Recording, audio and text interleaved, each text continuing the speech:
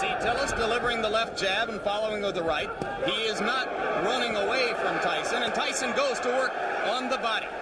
A few weeks ago, who scored the Larry Holmes-Michael Spinks fight in favor of Holmes. That was an excellent right uppercut by Quick Tillis, which is a punch that should be effective against someone who comes in, burrowing in like Tyson does. As he has managed to stay away from Tyson's thunderbolts, although he just took a right hand. We'll be back.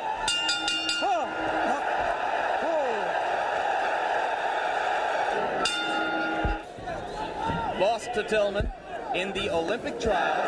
Right hand lands flush on the cheek. Customato trained fighter prides himself on his defense. And Mike really was disappointed that Zowski hit him with some right hands. A jab by Mike Tyson, a rare punch for him in his first 19 fights. Good head movement by Tyson coming in. He won't knock Tillis out with it, but he will wear him down and bring his hands down so he can land punches to the head. Tillis' trainer and co-manager Bo Williford said that he had been working with him for the last 6 weeks on tying up Tyson's arms. This is an important learning experience for Mike Tyson. He's going to have to be able to handle a Quick Tillis to get to the top of the even. He is right now. Tillis is making the mistake of trying to trade with Mike Tyson. He should be moving off the ropes. Round 3 coming to a close, and Mike Tyson warms to the task once again as the round comes to a close. Back with more after this word from our local station. To Mike Tyson. Right hand.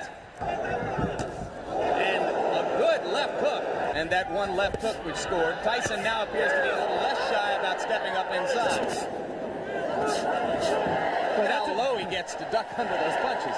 Puncher Mike Weaver, largely by staying away. He got punched. Again, he lunges and it gets caught. The left hand.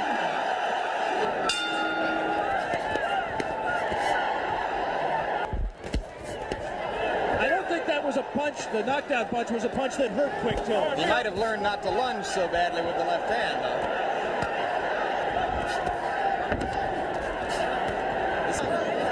And again, not busy in the clinch. That's frankly astonishing because the opportunity is there for him to do a lot of damage. There, he gave a half-hearted effort at that combination we talked about, the right to the body and the right uppercut. And that was on January 25. 2 good short chopping right hands by Tillis. Tyson waiting for Tillis to open up, and those 2 body punches did get Tillis' attention, and he grabs. Just the grimace on his face alone, I think, indicates that Quick Tillis was hurt by those 2 body punches. And the right hand got through the guard onto the cheek of Tillis, who looks a little the worse for wear now in the last minute of round 5. And now it becomes clear that Tillis will last longer than anyone else has.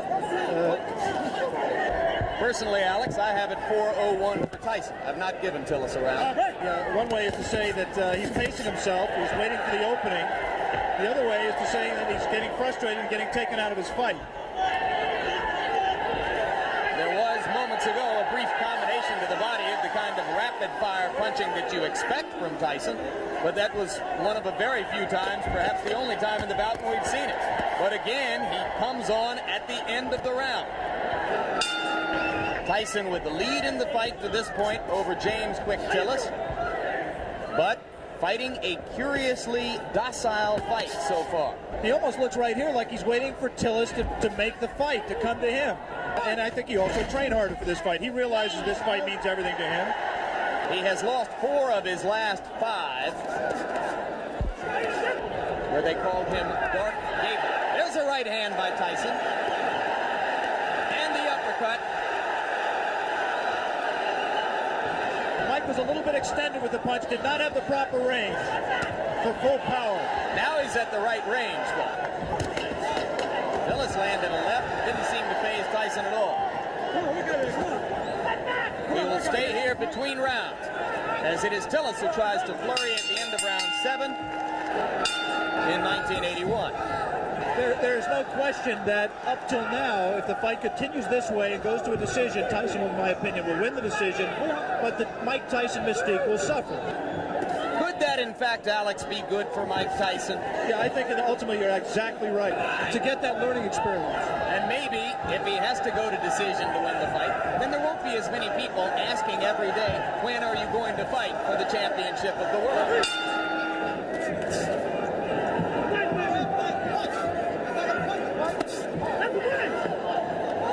This Mike Tyson looks very much like the Mike Tyson who lost two close decisions to Henry Tillman in the heavyweight trials for the Olympic Games in 1984. He is confused by the movement.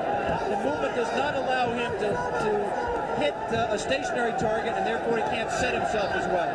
And Henry Tillman recently scored a first-round knockout over Bash Ali.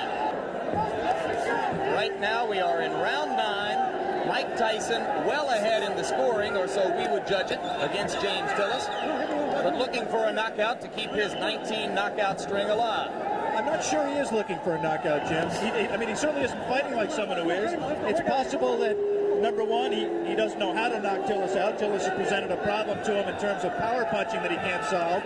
But secondly, it's also possible that Mike Tyson is interested in how he is going to react to fighting rounds. He's heard all the doubters say he can't go 10 rounds or 15 rounds, and maybe he's in the back of his mind trying to find out exactly how he is going to respond in that kind of a fight that he is in no danger, in my opinion, of losing. We have gotten to the end of round 9. We'll be back for the closer after this. The crowd tries to liven itself up, try to provide some encouragement to Mike Tyson. Most of them have come here today hoping to see a knockout, and frankly, expecting to see a knockout. Tyson tries to deliver with the right hand and steps in and throws the left.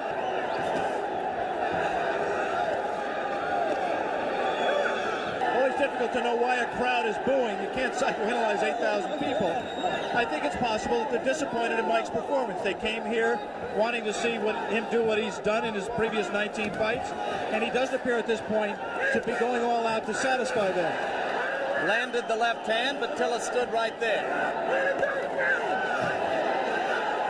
And now Tyson, one of the few times we've ever seen him swinging wildly.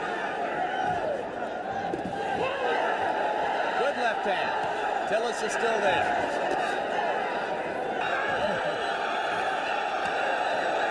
Tillis continues to give a good account of himself. It will be interesting to see how Mike reacts to this. Closing with a flurry. The bell is going to sound.